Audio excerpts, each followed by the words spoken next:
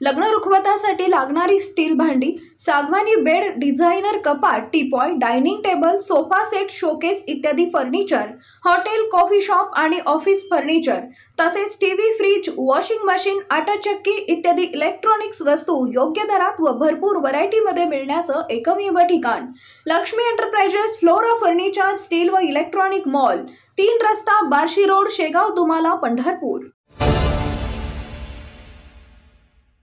विधान परिषदेवर निवडून आल्यानंतर आमदार पंकजा मुंडे या पहिल्यांदाच पंढरपूरला आल्या होत्या। आपल्या मातोश्रींसमवेत आमदार पंकजा मुंडे यांनी श्री विठ्ठल रुक्मिणीचे दर्शन घेतले। त्यानंतर मंदिर समितीच्या वतीने त्यांचा सत्कार करण्यात आला। यावेळी माध्यमांशी बोलताना पंकजा मुंडे यांनी विविध विषयावर भाष्य केले। बदलापूरसारख्या घटना या अतिशय क्रूर आणि दुर्दैवी असून यावर राजकारण करू नये असे त्यांनी सांगितले। याचबरोबर मी जरी विरोधी पक्षात असते तर यावर राजकारण केले नसते। खरं तर अशा नराधमांना भर चौकात कठोर शासन केले पाहिजे असे मत त्यांनी यावेळी व्यक्त केले। दर्शन मी खरं तर अक्कलकोट, तुळजापूर, निलंगा असा विधानसभा मतदारसंघाचा दौरा पक्ष म्हणून लावला होता। साहजिक आहे, या सर्व अत्यंत पवित्र आणि दिव्य ठिकाणी गेल्यावर आपण तिथे जाऊन आपल्या श्रद्धास्थळाच्या चरणी नतमस्तक होतो।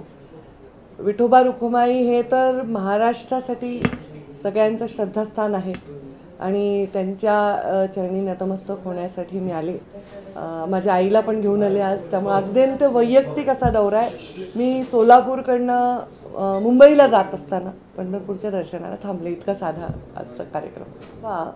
तुम्ही याला असा विचार करता की एक व्यक्ती गेला किंवा एखादा नेता गेला तर त्या राजकीय परिस्थितीत तो गेला असेल, पण अख्खेच्या अख्खे पक्ष आमच्याबरोबर आलेत हे तुम्ही विसरून जाताय। त्यामुळे आमची शक्ती कमी होण्याचा प्रश्नच उद्भवत नाही।